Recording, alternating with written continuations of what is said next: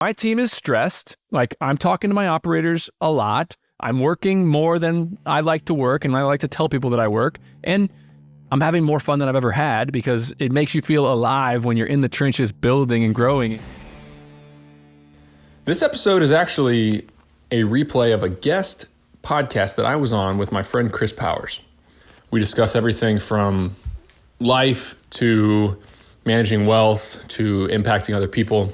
And when this came out on The Fort, which is Chris Powers' podcast, I probably had about 30 or 40 different people reach out to me and say that it was a pretty impactful episode. So I think I'll repost it here. I hope you enjoy it. And again, go check out Chris Powers' podcast, The Fort Podcast with Chris Powers. Thanks for listening. You built a holding company, and you built basically a corporate environment that basically, you kind of alluded to it at the beginning, can spin things up. And when I looked at the original 4 or 5 hires, it's a lot of content, operations. It's not your typical holdco where you have financial analysts and financial wizards and accountants. How are you thinking about Homebase, like the top of the flywheel, and how have you built that out?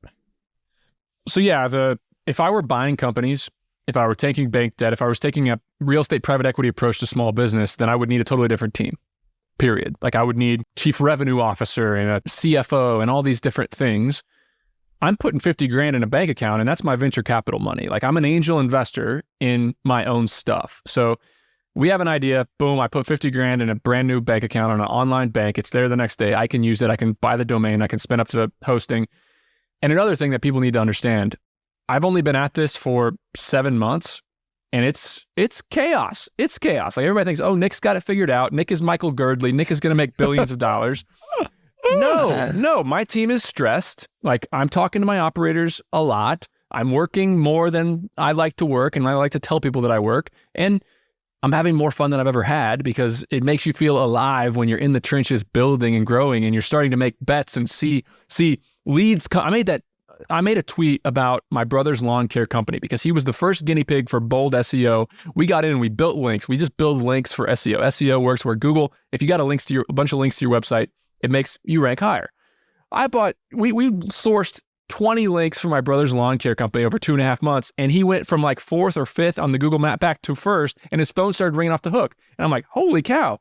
I called him up. He's like, yeah, I got way too many leads. Like, I need to make 2 hires. I'm quoting 2 jobs right now. I'm like, what happened? He goes, I have no idea, Nick. My phone just started ringing. I'm like, you know that I bought you, I paid Bold SEO. I paid out of my pocket, Bold SEO, and you're going to pay me back, of course. I bought SEO services from one of my companies.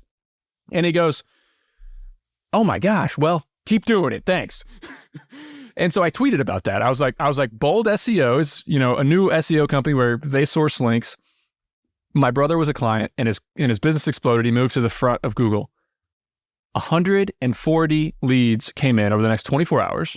Our sales guy got 81 calls booked, and that company now has 80 grand a month of monthly recurring revenue, and it's 3 months old. You don't think that company's in chaos right now? Everybody's stressed out. Chaos from 2. Yeah, it's every company has one of 2 problems. You need customers, you don't have enough customers. Or you need employees and processes because you don't have enough employees and processes.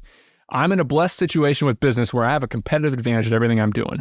I can hire talent through Shepherd. I can use my other services, my other business services to spin things up. My team is good, and I have the power to flip on a faucet of customers instantly. So I made that tweet about Andrew's company, and boom, boldseo.com had 100 plus leads and 80 calls. And it's been chaos ever since. It's been the most fun ever because we're booking business. Our sales guy's working around the clock because he's about to make 100 grand this month because he's crushing it. And we're like, oh, this is fun. That's freaking okay. But who are your 5 hires? Who are the 5? Or you have 5 or 6 people. You have video. Yeah. So I have a head of content. He has 2 video editors and a copywriter that work just directly for him. One for my shorts, one for my YouTube and podcasts. He also works on all these webinars that we're doing for RE CostSeg to drive business and revenue. So that's my personal branding team too. They work on my personal branding as well. Then on the other side, I have ops, which is basically just Simon right now. He's a freaking badass. And he's hiring my bookkeeper. He's recruiting 5 positions. We're just building the team very, very quick at some of these companies. And you pay for all those people with the revenue that you bring in from the companies that you own in the holdco. Yeah. So, and I'm also spending a lot of money to grow my email list and on this content. So yeah, my monthly burn right now is $100,000 a month on my holding company. I'm paying for a lot of email referrals at $2 each. I'm spending $50,000 a month for email referrals. Like say you have a newsletter, Chris, and you say, hey, one click right here, sign up for Nick's newsletter. It tracks it and I pay you $2 per subscriber. So I'm spending to buy 25,000 email subs a month that are all related to business. They're coming from other content creators that are around business. Now, that is all overhead. Yeah. So I'm bringing in 150 to 250 grand a month. I'm sending out 100 grand a month. Plus I'm funding checking accounts with 50 grand each as we about to start a sales company with Jeremiah Lancaster. Like I'm having a freaking blast, man. I mean, I feel like everybody thinks, oh, Nick's building these companies. We'll see what happens. I honestly believe that 5 of these companies will be $50 million businesses in the next 10 years. I'm seeing it happen. Like I know enough to know that when a company's 3 months old and it gets 150 leads in one day, I just know how that resonates with people and I know how powerful it is. So it's going to be freaking fun, man. It's going to be fun. I'm having a blast. All right. Well, we do a couple of these a year, so we don't have to check in on the next time. But you always tend to think out, if in 10 years things have gone right, what does it all look like? I think 5 years is kind of how long it's going to take for this round of businesses to mature.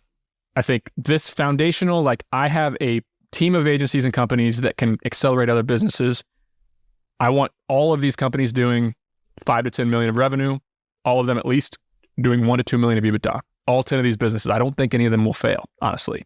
The hardest one, RecruitJet, it's tough recruiting business right now. We did a $46,000 placement on Friday of last week with one operator and one thing. So like they're all just kind of trudging along, not without their stress, obviously. But yeah, 5 years from now, $1 million a month coming into the holdco in profit, at least $1 million a month, boom, coming into the holdco. The brokerage is spending, seeing deals, and I am putting my own capital, a lot of my own capital into self-storage and additional ownership stakes in small businesses. And I'm using my distribution, which 5 years from now will be, who knows if we'll be Tim Ferriss, Ryan Holiday, James Clear level, definitely not Grant Cardone. How big will the reach be? How big will the reach be? Because I know that's the flywheel, right? The flywheel going around is, hey, Nick builds these businesses, funnels the money back into his personal brand and his books. The books funnel into the businesses, and it just keeps going around. It keeps going around. So more customers into the ecosystem, more people are part of these companies. Andrew Wilkinson at Tiny, good friend of mine. Everybody forgets that Tiny, a company that's valued at $800 million plus publicly traded right now that Andrew owns with a partner, several investors now because he went public. Everybody forgets that the cornerstone of that company, over half of its value, is an agency that Andrew started 11 years ago, a design agency called MetaLab. People forget that. He started it 11 years ago. Everybody thinks about Tiny that they're going to go buy great businesses like AeroPress, and they do. They're buying amazing companies and they're growing it. He started MetaLab, and that is the powerhouse of his portfolio. That's my plan as well. I mean, I want some of these companies to rise to the top. And 3 years from now, I'll have operators in all these businesses. They will have made a bunch of hires. And the beautiful thing is we're making hires at all these companies and seeing what these employees have, seeing who's got it.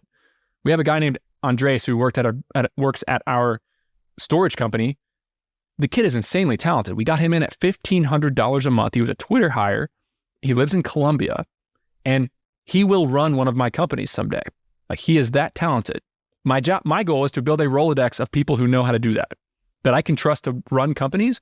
So then I can have them delegate themselves out of a job, hire a CEO in one of these businesses, and then Andres is free or Simon's free or Colin's free. And I can go buy a business, install that management team and take it from $50 to $100 million and either sell it, hold it, whatever.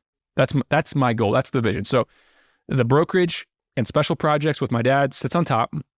My holding company and my management team that gives the fuel and the marketing to all these other companies sits below that. And then we have all the individual entities that I want to become healthy, mature businesses over time. And it will take time. Big news, guys. I created a free PDF that details my method on how I analyze a self-storage facility and figure out what it's worth. Give me a pen, the back of a napkin, and a couple metrics, and I can figure out about what the property is going to be worth to me. If you want to download this PDF, click in the show notes, the first link, and you can give me your email address and you get a email right away with a 4-page PDF that outlines exactly how I think about underwriting or giving my initial analysis on a self-storage facility. Again, click the link in the show notes and you're going to get that document for free. Before you go, we have a new sponsor of the show, recostseg.com. And if you bought a piece of real estate, you need to get a cost segregation study done. It's what allows you to get all that sweet, sweet bonus depreciation, and it's how real estate investors like me and many others pay almost nothing in taxes on an annual basis. You can cost seg a single family rental, a short-term rental, or a large commercial property. recostseg.com is affordable and aggressive and super fast to turn them around. They've done 10 plus cost segs for me this year. They're going to do many more for me. Visit recostseg.com to learn more.